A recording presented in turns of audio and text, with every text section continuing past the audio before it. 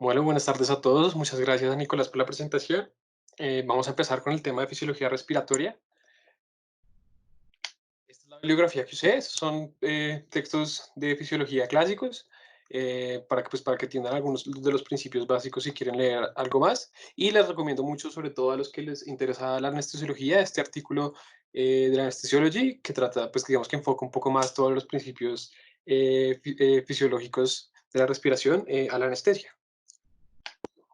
Bueno, para empezar, diciéndoles que el proceso respiratorio, desde que el aire entra al pulmón hasta que el oxígeno es utilizado por las células, es un proceso bastante largo que uno lo puede agrupar en estos 5 grupos importantes. La ventilación, que como tal se define como pues digamos, la entrada de aire desde la atmósfera hasta los pulmones, hasta los alvéolos. El intercambio gaseoso, que se refiere pues, a ese intercambio de CO2 y oxígeno que se da en la interfase alveolo-capilar. El transporte de ese oxígeno hasta los tejidos.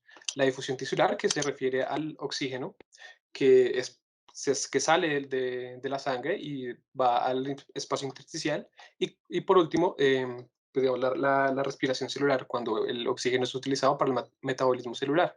Digamos que en esta charla me voy a enfocar sobre todo en los dos primeros, la ventilación y el intercambio gaseoso, que creo yo son los, los dos procesos que tenemos que tener más claro y son más importantes para cuando vayamos profundizando en temas en cuidado crítico y anestesiología. Listo, entonces vamos a empezar por la ventilación o por la mecánica ventilatoria. Eh, para tener en cuenta, es muy importante que ustedes tengan en cuenta, pues sepan que la mecánica ventilatoria va a depender de dos variables, la presión y el volumen. Vamos a centrar primero en la presión. Acuérdense que la presión, el movimiento de un gas de un espacio a otro va a estar determinado por un gradiente, como muchas cosas en medicina. Un gas va a pasar desde un lugar donde haya una mayor presión a un lugar donde haya una menor presión. Entonces, quiero que tengan en cuenta tres presiones pues, presentes pues, en todo el ciclo respiratorio. La primera es la presión alveolar, que es la presión que se encuentra en cada uno de los alvéolos. También se llama presión intrapulmonar, que normalmente es de 760 milímetros de mercurio. Ya vamos a ver cómo cambia este número. La segunda es la presión atmosférica, que es la presión que se encuentra, pues la presión que se encuentra en el aire ambiente, que es de 760 milímetros de mercurio a nivel del mar. Recuerden que pues, vamos a usar como referencia este número, pero en Bogotá la presión atmosférica es de 560 milímetros de mercurio. Y por último, una tercera que no la puse acá, pero voy a hablar de ella después, que es la presión pleural, que es muy importante, ya vamos a ver por qué. Pero primero centrémonos en estas dos. Entonces, pues, como les estaba comentando, eh, un gas se va a mover de un lado a otro dependiendo de un gradiente de presión. Muchas veces cuando uno estudia mecánica ventilatoria, uno se pregunta cómo se inicia una respiración. Lo que uno escucha en revistas o en revisiones de tema es que la gente responde que una respiración se inicia gracias a la presencia de una presión negativa. Pero ¿qué es esa presión negativa? ¿Qué significa? Pues digamos que para cuando uno compara dos presiones, normalmente uno la compara siempre con la presión atmosférica. Entonces, en este caso, si dijimos que la presión alveolar en una persona, digamos que en estado de reposo, es de 760 milímetros de mercurio, yo podría decir que esa presión es de cero, porque si la comparo con la presión atmosférica, pues no hay ninguna diferencia. Entonces, ¿qué significa que una presión sea negativa o que sea positiva?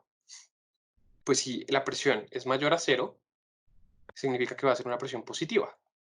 Si la presión es menor, significa que sea negativa. Entonces, cuando a mí me dicen que para que se inicie una respiración necesito una presión negativa, significa que la presión alveolar tiene que disminuir, tiene que ser menor a la presión atmosférica para que haya un paso de aire, para que haya un gradiente de aire.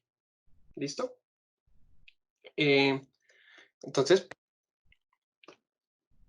digamos, ¿cómo se explica esto o cómo sucede esto? Mm, pues digamos que esto se explica gracias a una ley, que es una ley muy sencilla, que es la ley de Boyle.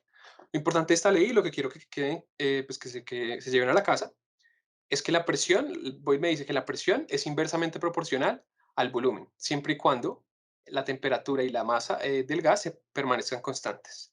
¿Listo? ¿Esto qué significa? Que si yo aumento el volumen, va a haber una disminución en la presión. ¿Y esto porque es importante? Acuérdense que, ¿qué es lo que pasa, digamos, anatómicamente durante la respiración? Durante la inspiración, lo que va a haber, pues, se van a activar dos grupos musculares. El principal y el más importante es el diafragma, que va a haber un descenso del diafragma.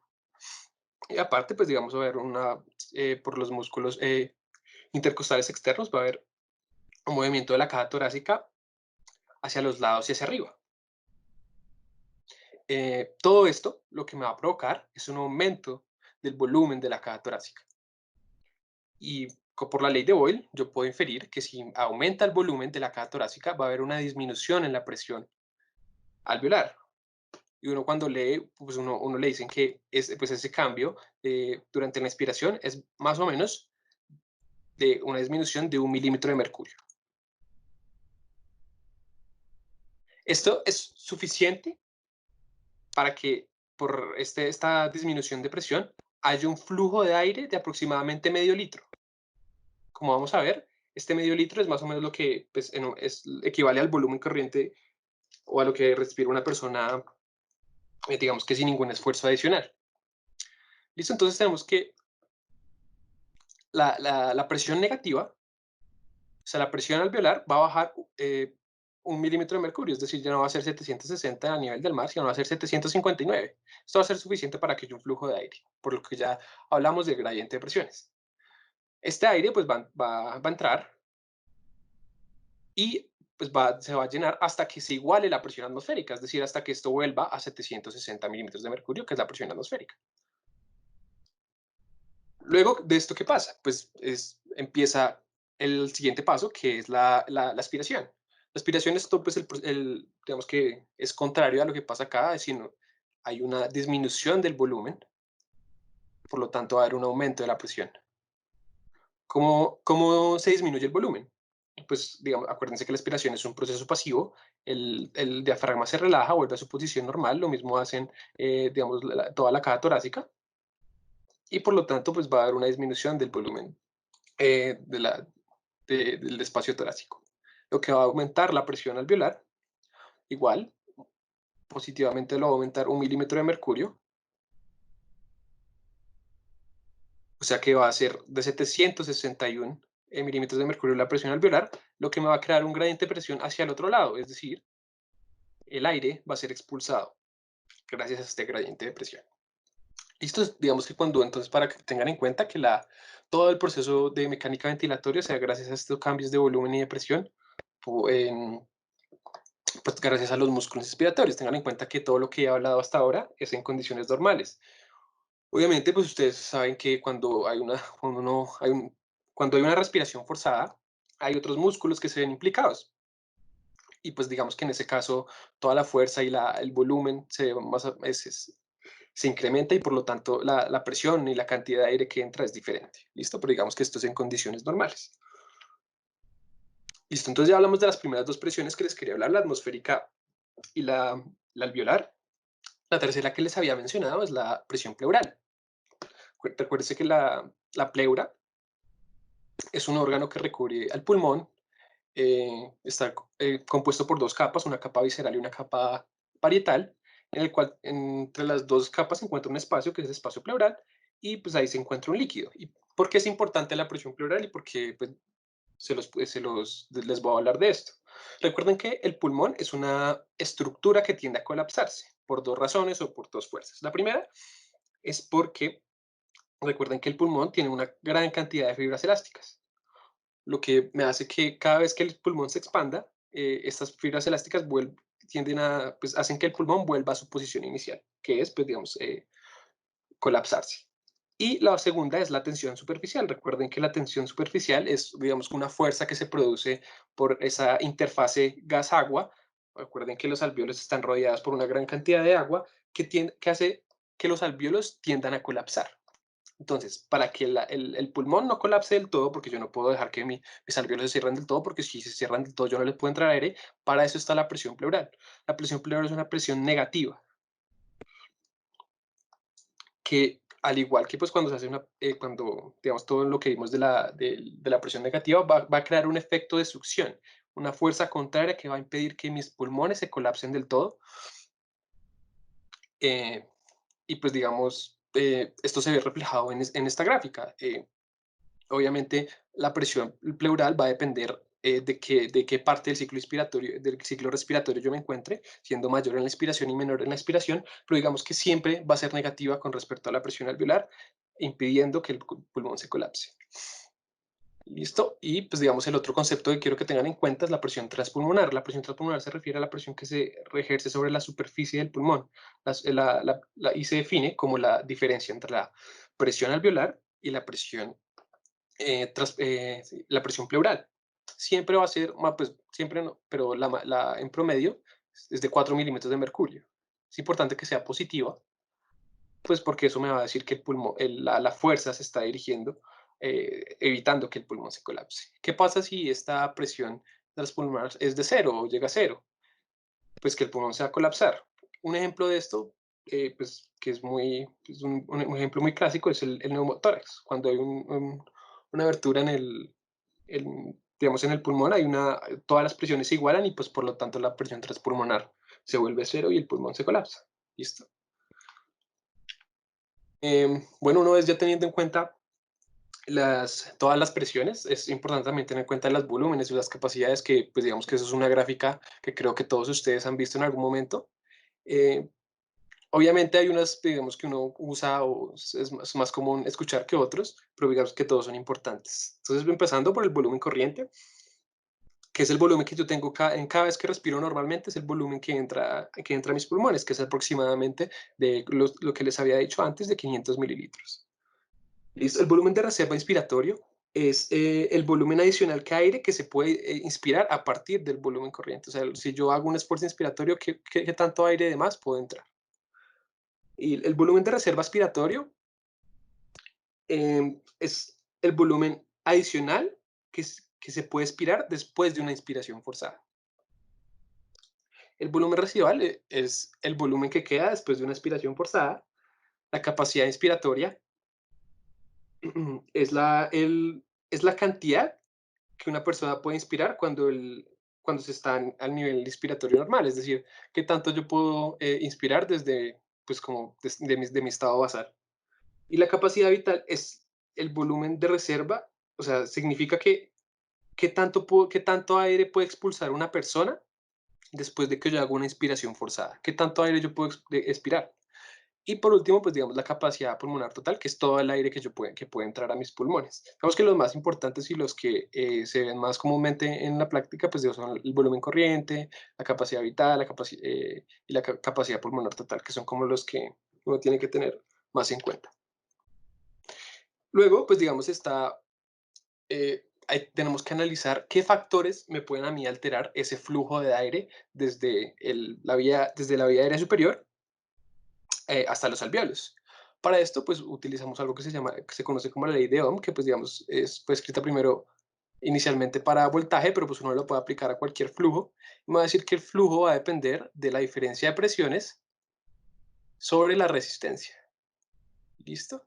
Y ya vamos a hablar de qué significa disponibilidad, de todo eso. Pero entonces empezamos a analizar qué significa pues esta ley o qué nos dice esta ley. Primero, analicemos la resistencia. ¿Qué significa la resistencia? Si yo tengo, pues normalmente en condiciones normales, la resistencia a la vereda sería, pues digamos, la fricción que ejerce las paredes digamos, toda la vía aérea hacia el flujo de aire. Pero ¿qué pasa en condiciones patológicas? Existen ciertas condiciones patológicas que se conocen como, pues, se agrupan en un grupo de patologías que se llaman las patologías obstructivas, que son el asma, la bronquiolitis, tumores, etcétera. ¿Y qué es lo que pasa? Pues digamos, en un ejemplo sería que una persona que tenga un tumor de la vía aérea pues va a ser más difícil que haya un flujo de aire, pues porque va a haber algo que se opone a ese flujo. Y eso se puede reflejado, o pues uno lo mira con estas dos variables, que es el volumen de expiratorio forzado en el primer segundo y la capacidad vital forzada. ¿Qué es lo que nos dice esta gráfica o por qué es importante tenerla en cuenta? Eh, Recuerden que, digamos, en una persona normal, eh, la, en una persona normal, el 70% de su capacidad vital va a ser expirada en el primer segundo. El 70% va a ser expirada en el primer segundo. ¿Qué pasa con nuestros pacientes cuando tienen alteraciones de la resistencia? Que al expirar el aire, al encontrar una resistencia mayor, le va a tomar aún más tiempo o le va a ser más difícil expirar ese aire. Y esto se ve reflejado en que la capacidad, en que la relación de estos dos, o sea, esto significa que una persona con una alteración de la resistencia bota menos del 70% de su capacidad vital en el primer segundo.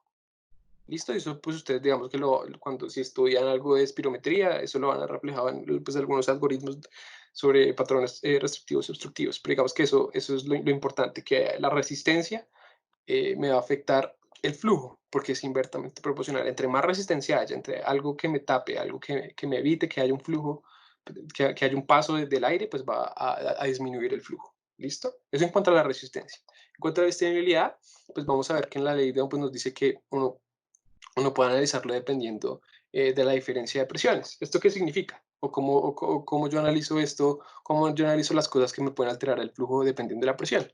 Entonces, esos son, o uno los agrupa en los patrones restrictivos. Ya van a ver a lo que me refiero. Digamos, los patrones restrictivos, yo lo puedo clasificar en dos grupos. Entonces, son los patrones que no me van a dejar aumentar el volumen o no me van a dejar disminuir el volumen.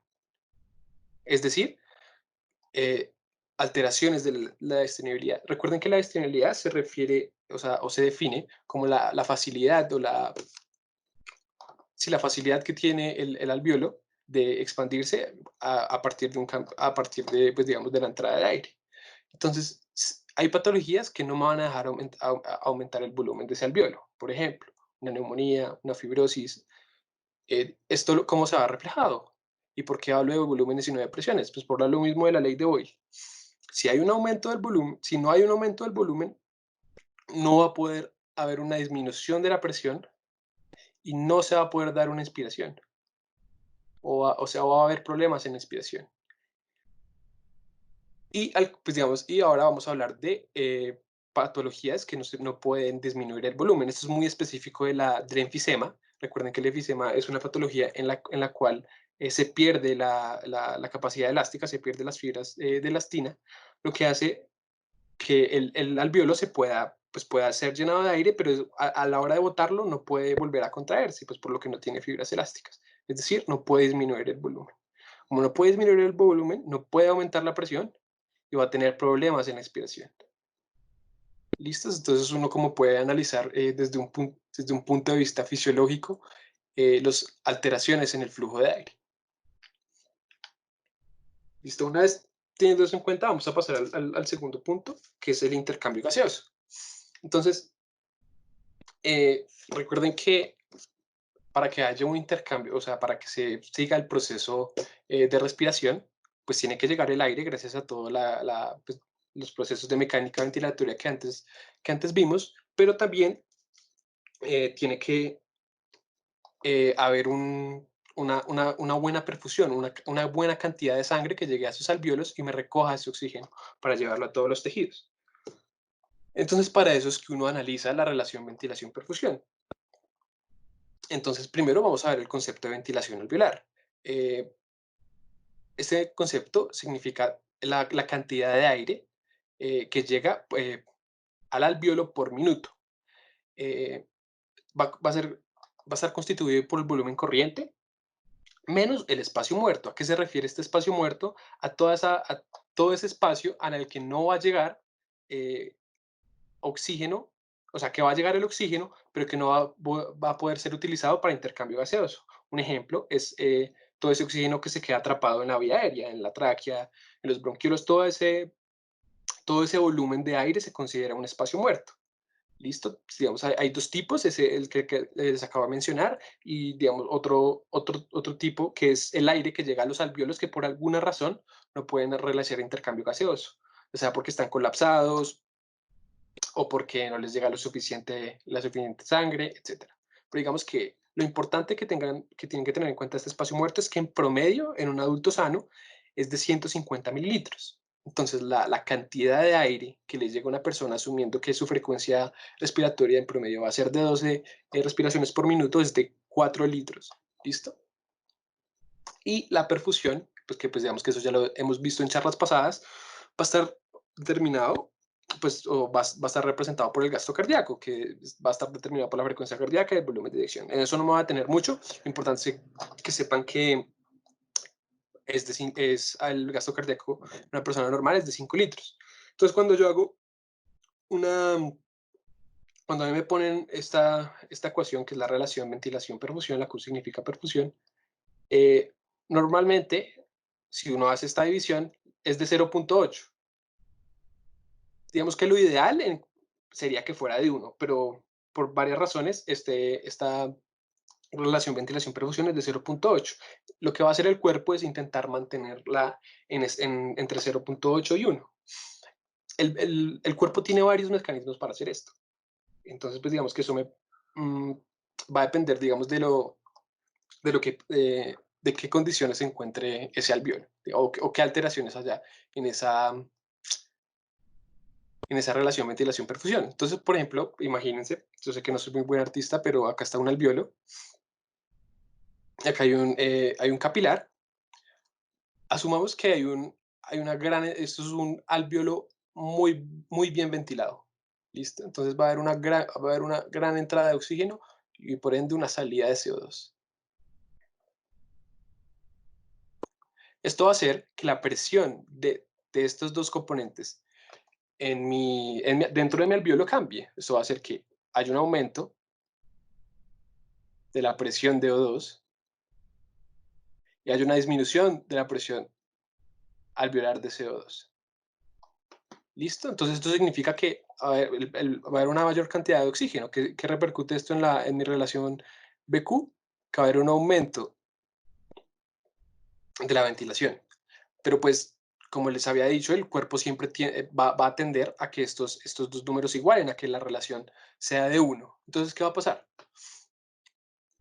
Recuerden que, pues digamos, esto es un capilar lleno de células endoteliales. Y pues acá les voy a representar una célula, una célula alveolar. ¿Listo? Lo que va a pasar es que va a haber una gran cantidad de oxígeno que se va a estar difundiendo a partir de, pues va a estar atravesando mi célula alveolar y va a llegar hasta la célula endotelial de mi capilar. ¿Qué es lo que pasa cuando este oxígeno llega a la célula endotelial? Esta célula endotelial es capaz de convertirla, aumentar sus niveles de óxido nítrico. Recuerde que el óxido nítrico es una sustancia vasodilatadora, lo que va a hacer que mi capilar alveolar se vasodilate y haya un aumento del flujo. ¿Y eso en qué repercute en mi relación BQ? En que haya un aumento del flujo de mi perfusión y por lo tanto mi relación se aproxime o sea, sí, que se aproxime a 1. ¿Listo? Ese es un caso de un alveolo en el que esté muy bien ventilado. En el caso contrario, en el que mi alveolo le llegue muy poco oxígeno, va a pasar exactamente lo contrario. Eh, pues va a haber no va a entrar tanto oxígeno a mi célula capilar y va a haber una disminución en la producción de óxido nítrico, lo que me va a representar en una disminución de mi diámetro de mi vaso capilar, lo que me va a disminuir el flujo. Listo. Eh, esto,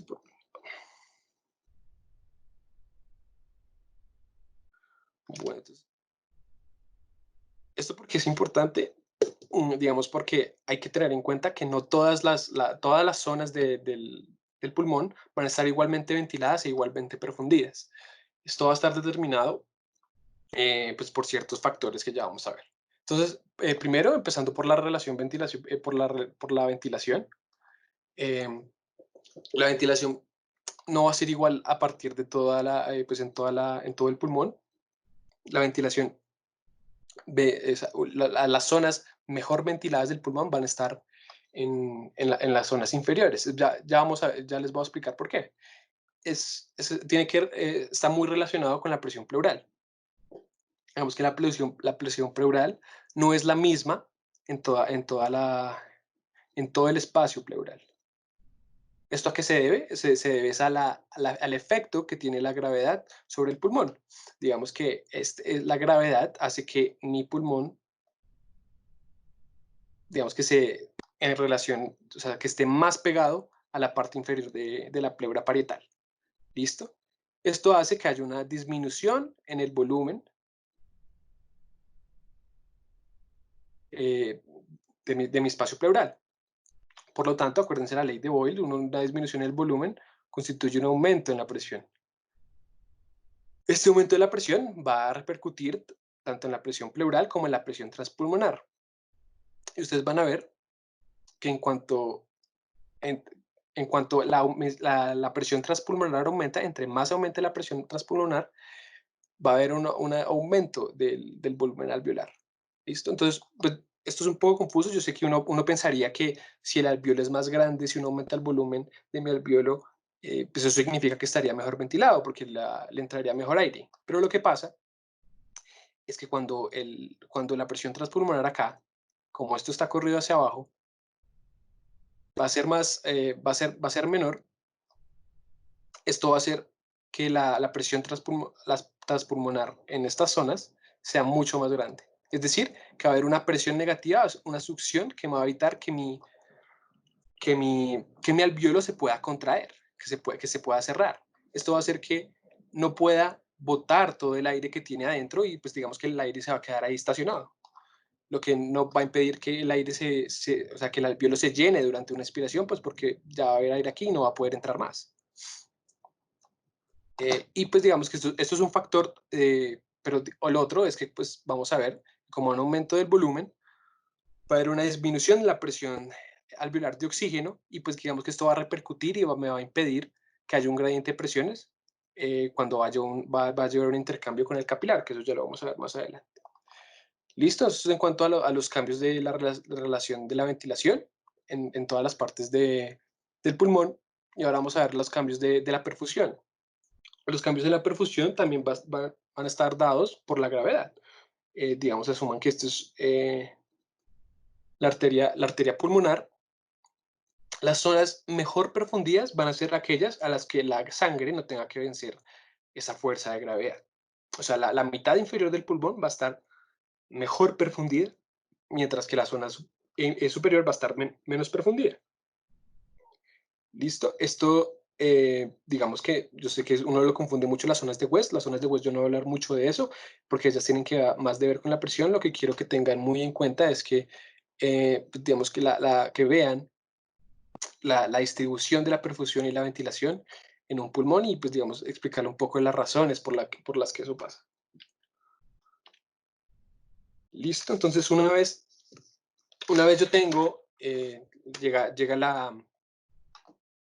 el aire pues a una zona, a un alveolo bien ventilado y bien profundido, yo tengo que analizar pues cómo llega ese aire a ese alveolo. Digamos, yo sé que uno pensaría, y si ustedes ven esta imagen, acá me dicen que la presión alveolar es de 104 milímetros de mercurio y la presión en el capilar va a ser de 40. Digamos que si ustedes buscan o si ustedes saben la presión inspirada de oxígeno, o sea, la presión que se inspira desde la atmósfera, ustedes van a encontrar que la presión que uno inspira o la cantidad o la presión que hay en la atmósfera es de 160 aproximadamente milímetros de mercurio. Entonces uno se pregunta ahí, bueno, ¿y por qué esta presión de oxígeno disminuyó hasta llegar al alveolo? Y esto se explica gracias, digamos, a la anatomía que tiene todo el árbol bronquial. Recuerden que desde la tráquea hasta los alvéolos va a haber una división exponencial, lo que va a haber un aumento de mi, de mi área transversal. ¿En qué esto repercute? En que cada vez que va fluyendo el aire a través del árbol bronquial, la velocidad a la que fluye va a verse disminuida hasta que, pues, una vez llega al alveolo, toda la cantidad que había en la atmósfera no va a ser la misma a la cantidad que llega al alveolo. ¿Listo? Y esto se explica por toda la anatomía de, de la vía respiratoria. Una vez, pues, ahora teniendo en cuenta pues todo esto, la presión con la que llega el oxígeno al alveolo, pues recuerden que, como habíamos dicho, las presiones o el movimiento de gases se da gracias a un gradiente de presiones. Si ustedes comparan la diferencia, el gradiente de presiones del oxígeno con el gradiente de presiones del CO2, ustedes van a ver que la diferencia es mucho más grande en la presión del oxígeno, o sea, casi de 60 milímetros de mercurio, lo que significa que el oxígeno viajaría muy fácilmente a través del alveolo hacia los capilares, pero que de pronto el oxígeno, el dióxido de carbono no viajaría tan fácil hacia el alveolo, pues porque la diferencia no es grande, es tanto en solo de 5 milímetros. Pues entonces uno pensaría que la, el oxígeno y el CO2 no se intercambiarían equivalentemente, pero pues esto no es así. ¿Y por qué no es así? Es gracias a que existe una ley que se llama la ley de Henry. Esta ley me va a decir que la cantidad de gas que se va a difundir va a ser igual a la diferencia de presiones multiplicado por la solubilidad. Ese es el factor clave en que me explica que hay un intercambio equivalente. Porque si bien las diferencias pues, de CO2 es de apenas 5 milímetros de mercurio, la solubilidad es 24, del CO2 es 24 veces mayor a la del oxígeno, lo que significa que pues, digamos, va a poder difundirse mucho más fácil hacia el capilar pulmonar. ¿Listo? Listo, ahora vamos a ver qué me determina a mí o qué variables afectan el intercambio desde el espacio alveolar hasta el capilar. Esto va a estar determinado por una ley que se llama la ley de Fick. La ley de Fick me va a decir el volumen del gas que va a ser difundido va a estar determinado por el área. Recuerden que hablamos un poco de que el área transversal de los alveolos es pues, mucho más grande, puede llegar hasta 70 metros cuadrados, multiplicado por la difusión va a estar muy relacionada con la solubilidad de la que hablamos ahorita, por una diferencia de presiones sobre el grosor de la pared. Listo, tengan estos determinantes muy en cuenta, porque van a ser muy importantes a la hora de que uno analiza ciertas patologías o cómo afecta algunas patologías al intercambio gaseoso. Entonces empecemos por la membrana alveolar. ¿Qué me representa a mí la membrana alveolar en esa ecuación de Fick? Me representa tanto el área transversal como el grosor de la pared. Entonces, ¿qué capas o qué determina qué tan gruesa sea mi membrana alveolar? Va a estar determinado por una capa de líquido surfactante, un epitelio alveolar, una base epitelial, una membrana basal epitelial, un espacio intersticial, otra membrana basal pero el capilar y el endotelio capilar. Digamos que todo esto estos son todos los obstáculos que tienen que cruzar tanto el oxígeno como el dióxido de carbono para llegar a su destino. A la hora de analizar, pues, en qué me afectaría o qué patologías me afectarían eso, pues serían patologías que me afectaran el grosor de esta membrana. Por ejemplo, una fibrosis, una edema pulmonar, algo, pues, digamos, cualquier cosa que me haga aumentar o haga que el grosor o la distancia que tenga que atravesar el oxígeno y el dióxido de carbono se aumente. ¿Listo? Eh, otra, otro determinante es el coeficiente de difusión, o otra cosa que me va a alterar como tal el, el intercambio gaseoso. Ustedes tienen que, pues, para que sepan, antes de empezar a hablar de esto, es que el tiempo en el que pasa un eritrocito en el alveolo es de aproximadamente 0,75 segundos.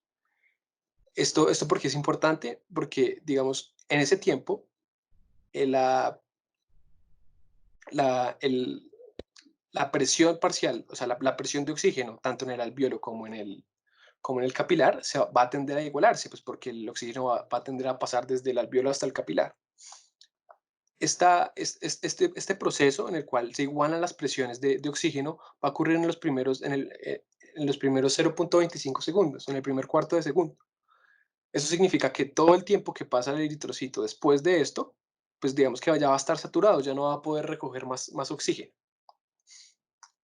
¿Listo? Esto porque es importante, porque van a haber condiciones en las que se me altere este tiempo o la cantidad de tiempo en la que el capilar va a estar pues conectado o va a poder recibir el oxígeno de cierto alveolo.